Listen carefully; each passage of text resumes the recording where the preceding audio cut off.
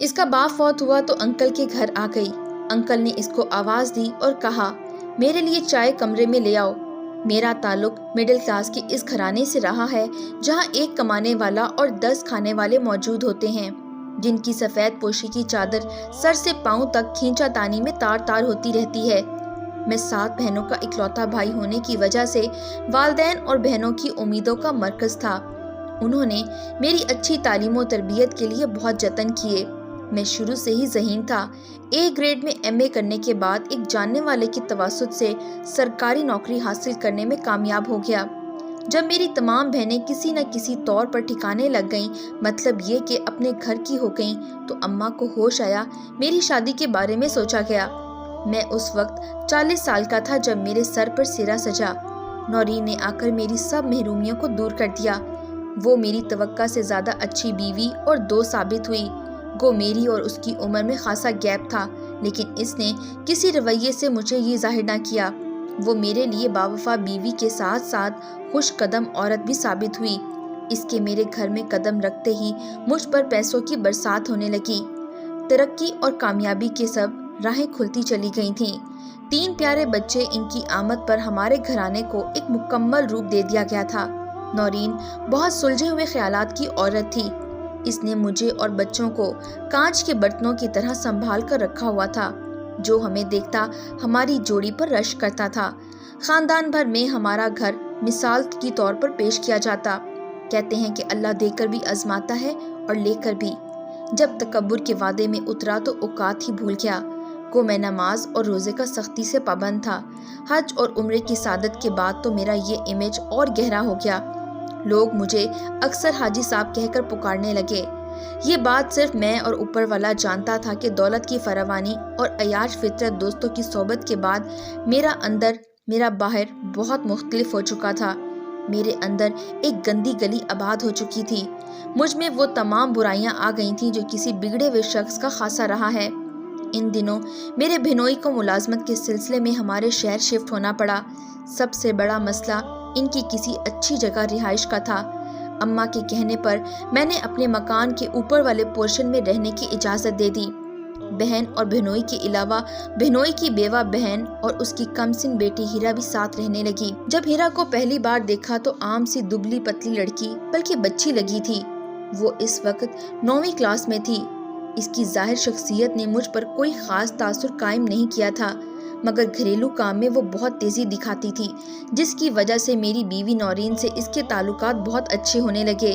یوں اس کا ہمارے نیچے والے پورشن میں آنا جانا، اٹھنا بیٹھنا اور سونا ہو گیا۔ وہ اکثر گھر کے کاموں میں نورین کا ہاتھ بٹانے لگتی تھی اور میں اپنی بیوی کے کہنے پر اسے پڑھانے میں اس کی مدد کرنے لگا تھا۔ وہ رفتہ رفتہ نورین کی طرح قریب ہوتی چلی گئی، بلکہ اس سے بھی زیادہ۔ انکل جی کہتے ہیرا کی زبان نہ تھکتی تھی۔ شاید وہ باپ کی شفقت سے محروم انجانے میں مجھ میں مقدس رشتہ تلاش کرنے لگی تھی۔ شروع میں نے بزرگ کی طرح اس کو ڈیل کیا، مگر آہستہ آہستہ میرے اندر کا ہوس زدہ مرد اسے ایک لڑکی کی طرح دیکھنے لگ گیا تھا۔ یوں یہ کہانی شروع ہو گئی۔ ہیرا کہاں ہو تم؟ میں نے لاؤنج میں پکارتے ہوئے کہا۔ جی انکل جی۔ وہ ڈرائنگ روم میں بغیر دوپٹہ صافی ہاتھ میں لیے برآمد ہوئی تھی۔ گھر کے تمام لوگ حسب معمول اپنے کمروں میں سو رہے تھے، لیکن وہ صفائی کر رہی تھی۔ یہ کیا ہر وقت کام میں لگی رہتی ہو؟ حلیہ دیکھا ہے اپنا؟ میں نے بقدرے غصے سے اسے بغور دیکھتے ہوئے کہا تھا۔ وہ حسب عادت سر ہلاتے ہوئے رہ گئی تھی۔ اچھا جاؤ، میرے سر میں درد ہے، اچھی سی چائے بنا کر میرے کمرے میں لے آؤ، میں نے نرم گرم لہجے میں کہا تھا۔ میرے اندر گندی گلی کا دروازہ پوری طرح کھل چکا تھا۔ جی انکل جی، ابھی لائی۔ وہ چٹکی بجاتے وہاں سے چلی گئی۔ ہیرا چائے لے کر میرے کمرے میں آئی۔ میں اسے دیکھ رہا تھا۔ یہ لیں انکل، چائے پی لیں، یہ گولی بھی کھا لیں، سر درد میں آرام آ جائے گا۔ ہیرا نے احترام سے کہتے ہوئے چائے سائڈ ٹیبل پہ رکھی تھی۔ میں نے اس کا ہاتھ پکڑ کر اسے اپنے ساتھ بیڈ پر بٹھاتے ہوئے کہا، ہیرا تمہاری آنکھیں کتنی خوبصورت ہیں۔ میں نے یہ کہتے ہوئے اس کی آنکھوں میں دیکھا تو وہ نظروں کی چبھن سے گھبرا کر پہلو بدلنے لگی۔ ہیرا ذرا میرا سر تو دبا دو۔ وہ گمسم سی ہو کر مجھے دیکھنے لگی۔ پسینے کے قطرے اس کے ماتھے پر چمکنے لگے۔ وہ محض سال کی معصوم لڑکی پل بھر میں جان گئی۔ جب احترام کے آئینے میں بال آیا تو وہ بکھری سی رہنے لگی۔ اب ہیرا میرے اندر کے شیطان کو دیکھ چکی تھی تو میرا سامنے آنے پر وہ کترا سی جاتی یا خود کو کہیں اور مصروف کر لیتی۔ پھر ایسے ہی ایک روز جب نورین اور بچوں کو فوتگی کے سلسلے میں جانا پڑ گیا، میں طبیعت کی خرابی کا بہانہ بنا کر گھر میں رہ گیا۔ میرے اندر کا شیطان پوری طرح جاگ رہا تھا۔ ہیرا کہاں ہو تم؟ میں نے مدہوش قدم اس کے روم کی طرف بڑھا دیے۔ میں جانتا تھا کہ اس وقت اس کے گھر والے سو رہے ہوں گے۔ اس کے روم میں گیا تو وہ وہاں موجود نہیں تھی۔ میں نچلے پورشن میں آ گیا۔ اپنے کمرے میں داخل ہوا تو وہ میری بیوی نورین کے بیڈ پر سو رہی تھی۔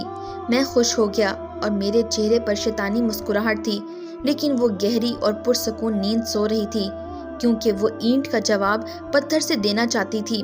اس نے خود اپنی زبانی اپنی عزت ہارنے کے بجائے زندگی ہار گئی تھی، کیونکہ وہ جانتی تھی کہ وہ میرا زیادہ دیر مقابلہ نہیں کر پائے گی۔